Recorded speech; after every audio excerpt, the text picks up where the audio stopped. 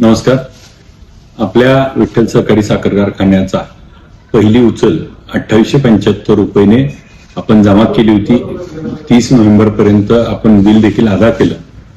शेतकरी संघटनेचे नेते समाधानजी फाटे साहेब यांनी आंदोलन केलं, विधानसभेत त्याच्यावरती आवाज उठवला आणि सर्व संचालक मंडळाशी आपल्या कारखान्याचे संघटनेचे नेते असलेले दोन्ही सचिनजी पाटील, तानाजी काका यांच्याशी सर्वांची चर्चा करून आपल्या कारखान्याचा, विठ्ठल कारखान्याचा 3001 रुपया पहिला हप्ता देण्याचा आम्ही निर्णय घेतलाय.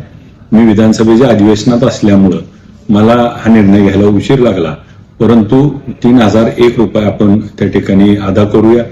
याचबरोबर गेल्या हंगामामध्ये देखील आपण बघितलं असेल, पहिल्या हंगामात त्या ठिकाणी 2500 रुपये एका कारखान्याने जाहीर केला, आपण 2550 रुपये म्हणलो. परत काही कारखान्यांनी 2700 रुपये जमा केला, परत 2800 रुपये, मग आपण 2825 रुपये दिला आणि त्याच्यावर कुणीही त्या ठिकाणी दर दिला नाही. आपण बघितलं असेल, गेल्या हंगामात देखील 2800 रुपयाची उचल जाहीर झाल्यावर आपण 2803 रुपयाची पहिली उचल दिली.